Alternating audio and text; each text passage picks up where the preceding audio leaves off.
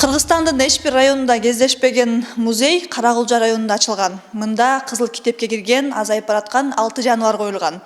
Музейдин кандай өзгөчөлүктөрү бар, алдыда айтып беребиз.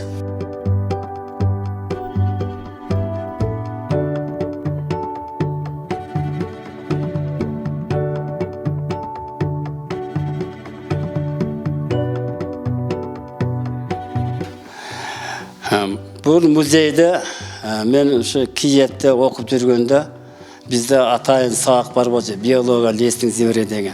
Салганский деген профессор бар болчу. Ошондо музейин көрүп, мен ойлонгом. Ошондо 1969 жылы мен ушу окуу жайды бүтсөм, районго бир ушундай музей жасайм деген идея бар болчу. Ошо идеяны мен иш жүзүнө ашырдым. Ошо окууну бүтүп келгенден мен 40 жылдан кийин ашырдым. Ушул корукту 2004 жылы мен уюштургам. Себеби дегенде, ошол убактарда мен Токой чарбанын директору болчумун. Тоодо жүрсөм, бергенчилер жүргөн экен, 20-30. Анан өзүм отуруп ойлонуп калдым да, эгер мындай болсо, келечекте муундарга жапайы жаныбарлар калбай калат, тезирээк бир заповедник корuk уюштурбасам болбойт деп идея кылып, 2004 жылдан кийин атайын эл менен сүйлөшүп, элдин токтомун даярдап, айыл өкмөттүн токтомун даярдап, ошондой эле райондун акимдин администрациянын токтомун даярдап, губернатордун баарын даярдап өтүп, чертождорун чызып, жерлерин аныктагандан кийин өкмөткө алып барып, өкмөттө 12 министрге кол койдурдум. Соглашение алдым да. Оңой иш эмес экен. Ошондон кийин атайынан кийин мамлекеттик музей, мамлекеттик заповедник түзүлдү да.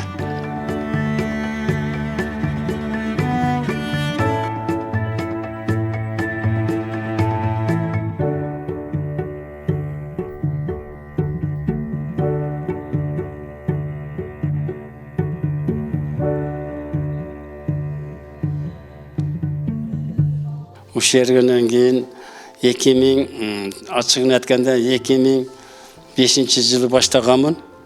Бул жапайы айымнаттарды алып келиш оңой эмес экен. Ар бир охотниктерди жалдайсың, 1 жылда болуп калат, 2 жылда болуп калат, кээде 5 жылда 10 келип калат. Ошентип отуруп жүрүп 8 жылда топтоп 2016 жылы ачылышын кылдым.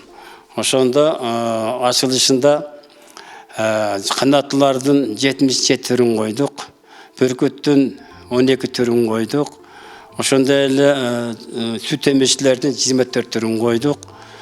Кыскасы Кыргызстандын аймагындагы кандай жандар болсо ошонун баарын топтодук да. Бу жерде көпчүлүгү 70% Каракулжа районунан алып келинди. Андан кийин мына өрдөктүн 25-төрү чүйдөн алынып келинди. Андан кийин айтып коюш керек, анча мынча мында эмелер мына Аккытан деп коет, муну биз Шамалтайдан алып келдик.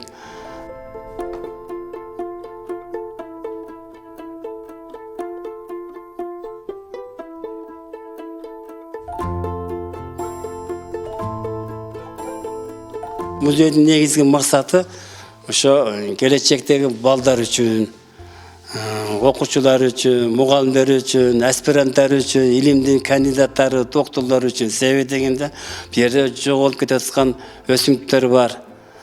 Ошондой эле жаныбарлар бар, канаттуулар бар. Ошону сактап калуу үчүн атайын музей түздүк да.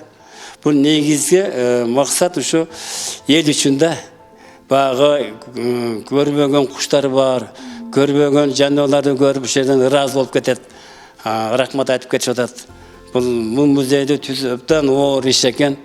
Ошон үчүн кыйын иш экен, бирок ошого чыдап, ошону түздүк да. Ак илбирсте өзү атууга мүмкүн эмес да. Бул кызыл китепке кирген. Ошондуктан бир көлдүк боракендер аткан экен, ал 1 миллион сом төлөп, түрмөдө 2 жыл отурган экен. Ошол соттун чечими менен терисин алып, мен такситеримизге жасатып койдум. Шагыл бирсе дагы ел көрүп калсын деп, кандай экен деп. Бирок чындыгын айтканда атууга мүмкүн эмес. Бул кызыл китепке кирген да.